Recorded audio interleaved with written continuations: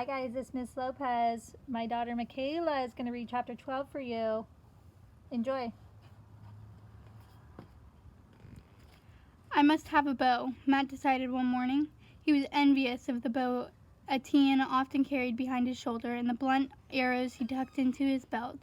Only the day before, Matt had watched him swing it suddenly into position and bring down a flying duck. Etienne had picked up the dead bird carefully and carried it away with him.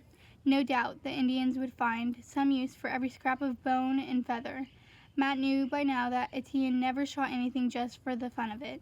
With a bow and a little bit of practice, Matt thought now he might get a duck for himself. It would be fine change from his usual fish. He had no doubt that he could shoot with a bow. In fact, he had made them years ago back in Quincy. He and his friends had played at Indians, stalking each other through the woods and whooping out from behind the trees. They had even practiced half earnestly at shooting at a target. How could he have known that someday he would have need of such a skill? He cut a straight branch, notched it at either end, and stretched tight a bit of string that his father had left. Arrows he whittled out of slender twigs, but something was definitely wrong. His arrows wobbled off in odd directions or flopped on the ground a few feet away. He was chagrined when the next morning Etienne came walking out of the woods and surprised him at his practice. Etienne looked at the bow. "Not good wood," he said at once. "I get better." He was very exacting about the wood he chose. He searched along the edge of the clearing, testing saplings, bending slender branches, discarding one after another, till he found a dead branch of ash about the thickness of his 3 fingers. He cut a rod almost his height and handed it to Matt. "Take off bark," he directed, and squatted down to watch while Matt scraped the branch clean. Then, taking it in his hands again, he marked off several inches in the center where Matt's hand would grip the bow. "Cut off wood here," he said, running his hand from center to ends. "Make small like this." He held up one slim finger. Matt set to work hastily. "Slow," Etienne warned him. "Knife take off wood too fast. Indian use stone." Under the Indian's critical eye, Matt shaved down the branch, paring off the thinnest possible shavings. The slow work took all of his patience. Twice he considered the task finished, but Etienne, running his hands along the curve of the bow, was not satisfied till it was as smooth as an animal bone. "Need fat now. Bear fat best." "Will this do?" Matt asked, bringing a bowl of stew fish he had left cooling on the table. Carefully, with a bit of bark, Etienne skimmed off the drops of oil that had risen to the surface.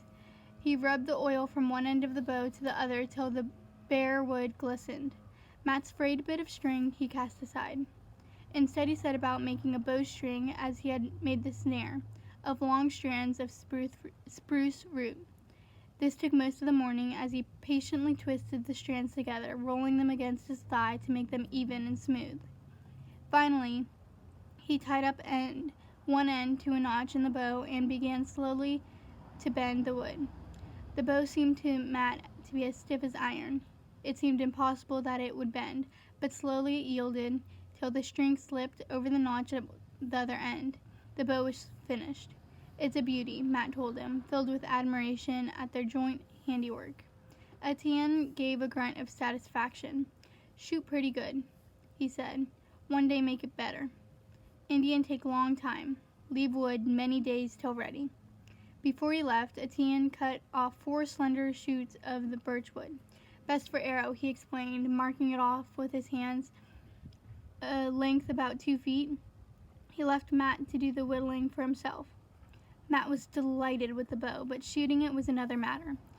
It was not in the least like the flimsy thing he had first created. It took all his strength to draw back the string. When he released his arrow, it flew with astonishing power off somewhere into the underbush, anywhere but where he had aimed it. As fast as he could make the new arrows, he lashed them, but he was determined. He pegged a target of birch bark against a tree and shot at it grimly, his arrows coming closer and closer with every day's practice. The heel of his hands was blistered from the stinging snap of the string. Etienne did not offer him any further advice, but when the root string began to fray, he brought with him one day a fine bowstring of a twisted animal's sinew, which would last for a long time. Using the new string, Matt could frequently nick the edge of his target. Soon, he promised himself, the squirrels would have more respect than to frisk about so boldly over his head.